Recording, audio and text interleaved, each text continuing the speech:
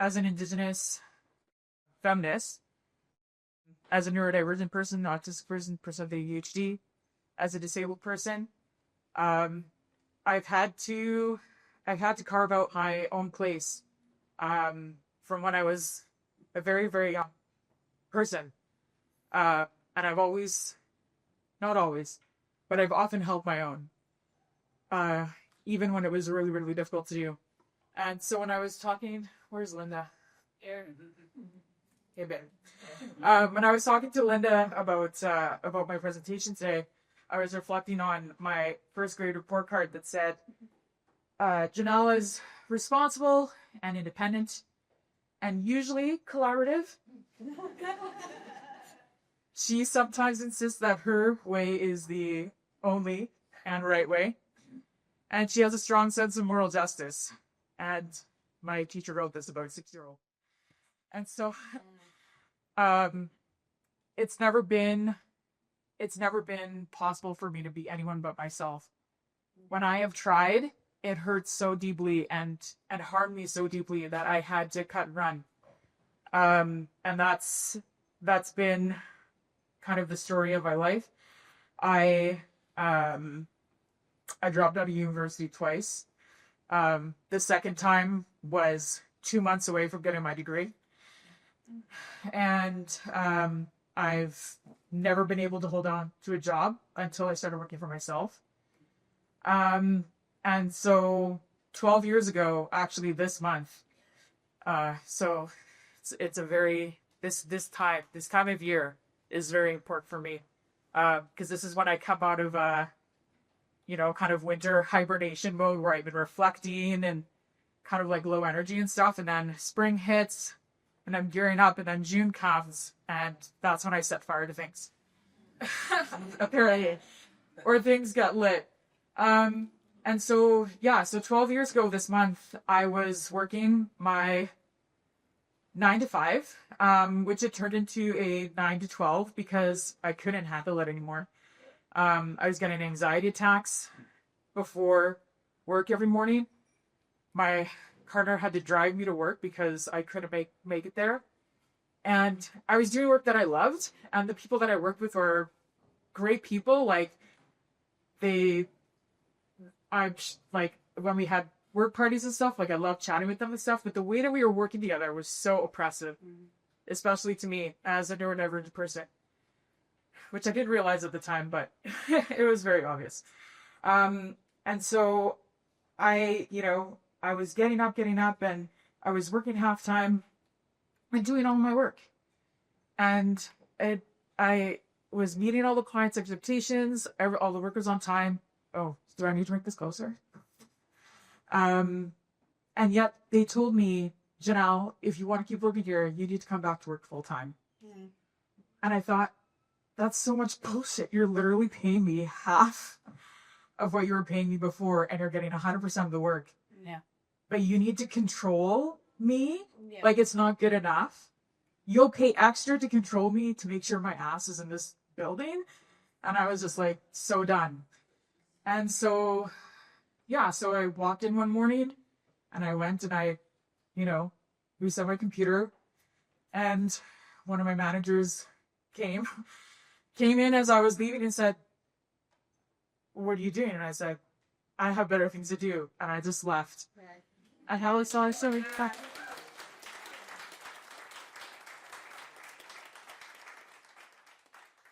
And it was really hard, but it was really easy at the same time because I had a really good support system. I've always had, I had like a really strong feminist mom, and my dad was very supportive of her, and my partner was very supportive of me, and we had the financial flexibility for me to just kind of quit my job. And so that was really important, having that community and family support in order to take those kinds of risks. And part of the reason why I started B&B was because I needed to work. I needed to work at my own base. I needed to work in an environment that was friendly to me.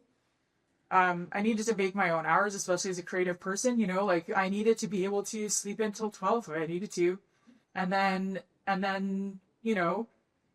go and live life and be inspired and work on things in the back of my brain and then come back and then like stay awake for the 3 days to, you know, crank something out, be in creative flow and just jamming out. And you can't do that if you're working in an office. And I needed to do that. Like the work is best. The work is so good when it's like that, and it's energizing instead of taken away from you. And the other part of why I went on my own was because when the work that I was doing, the clients that we had, I noticed a really alarming pattern in that we had very few female clients, women clients. And when we did, their projects kept getting put on hold. And we would charge them. We would charge them rescheduling fees, which is a very traditional practice in agencies. And it makes sense because the longer a project takes, the more time and effort it takes. But I kept noticing that it was really only happening with women. And I thought, okay, so right. And our clients were being put on hold because their parents were aging and they had to take a couple months off to, you know, set them up in home care. Or they had to become a nurse, or their kids were sick. Or they were, you know, they're pillars of the community. So they were involved in community projects and they have to put their projects on hold for like months at a time. And I thought, well, isn't this some misogynistic bullshit where women are, you know, we're already the pillars of our family, we're the pillars of our community. We already have the additional mental and physical labor and administrative labor. And then we're charging women on top of that when they dare to invest in themselves and invest in their businesses and create something for themselves. And so that was part of why I started B&B. And that was one of the like founding things, was like, I will never charge a client for rescheduling. And I really wanted to work with women entrepreneurs and support them and show them that they matter, because a lot of female clients also didn't come back. And so that was one of the things that was really important to me. And so B&B was always created from a foundation of supporting minority entrepreneurs who are fighting against a system, oppressed by these systems. People who are creative, entrepreneurs who have to, you know, march to the beat of their own drum, who have to carve out their own spaces, and who are doing it for themselves, but also need that community support and need someone to be their cheerleader and to support them. And I love being a cheerleader. My favorite part about working with clients is just sitting one-on-one, and we have one of my clients are here, Amanda Douglas. We're actually working to get together, so that's the best. Is when you come back. And just sitting and, you know, like, why did you start? What's your story? Like, why are you doing this? Like, why are you working way harder than you ever would in a 9-to-5 to make less money? And I just love hearing that and helping, you know, use my skills and my gifts to support clients in doing what they do, and making their little piece of the world a better place. How much time do I have left? There's on your minute. Do you want to take a couple questions? Oh, yeah.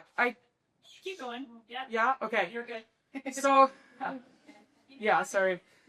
But you guys can message me questions if we run out of time.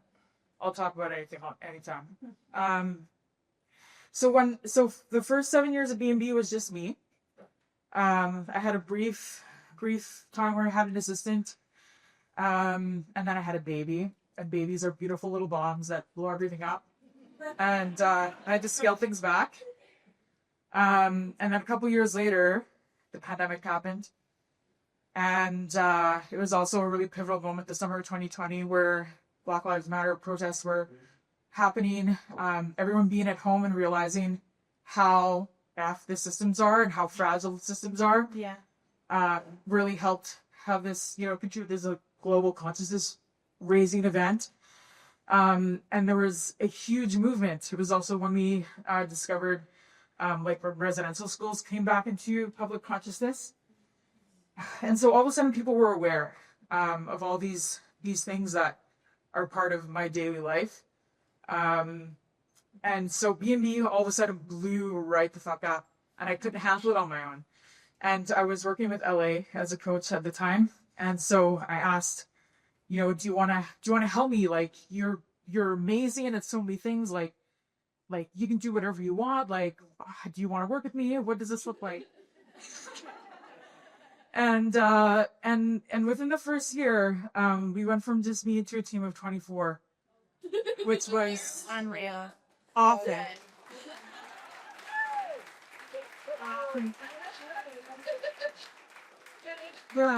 It was amazing and horrific at the same time. And it broke my brain. I was working way too much, but because of the pandemic, and I want to talk about why this is important, and it'll be worth your time, I promise. Because of the pandemic, we lost 30% of our household income, like that, because my husband travels for his income. And so when all this work was coming to me, I felt like I had to take it, because I was like, where the hell are we going to get this money from, right? Oh, it's here. Oh my God, what a blessing. But it was like a fire hose. And so I had all these systems that I developed over 7 years to really do my job well. But what I hadn't developed was a system for how to deal with it when the spotlight was turned on me. And all of a sudden, and I didn't have a system for saying no. And so it really destroyed me. It broke my brain. I couldn't speak. Like I forgot how to I could only remember 3 digits in a row. I was having a really hard time working. And it was really my team that carried us through for, a few years.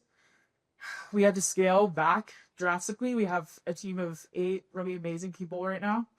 And that's a good size for us. And the thing that was really awful is that I lost sight of my values. I was saying yes to everything. I was saying yes because I was scared, because I was buying into the system, this myth of scarcity, this capitalist myth of scarcity, and that we have, you never know. This is your one shot. Like, the door is open. You have to walk through. If you close this door, you'll never get another one. And that's just such garbage. And it's terrifying, right? Because we have to make money to live. Yeah. We don't have intergenerational families, especially in this, area of the world anymore. We don't have those, those really strong connected systems of support. We're also isolated. And so I totally forgot my own personal values when I was growing. And this idea that you have to grow, scale your business, all this kind of stuff. And I bought into it because I was scared. And it really had a huge impact on my family. My husband and I basically had an inverse 1950s CEO and housewife scenario, where my husband was bringing me food up to the office. He was bringing me water. He was reminding me to drink and go to the bathroom because I had horse blinders on. I could only focus on the business because that is what it requires. I was missing bedtimes. I was missing time with my son, who's only 2. I was missing out on family stuff. And as a mom, when you realize that your child doesn't call on you when they need you anymore, that's when you really realize that stuff is not good, right? And so, I remember one day when I just could not work anymore.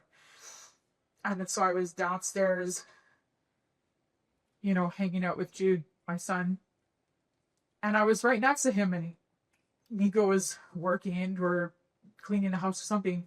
And everything that Jude needed, he'd say, "Daddy, can you give me this? Daddy, Daddy?" And he was never once calling for me. And I was, it was just so heartbreaking. And it just was I needed that level of pain, though, to cut through to realize what I had sacrificed for this fucking machine, for this colonial capitalist machine that just asks us to give everything that we have for profit and for billionaires, for stakeholders. Yeah. B&B will never, ever have stakeholders because our stakeholders are us. Yeah. Good. And I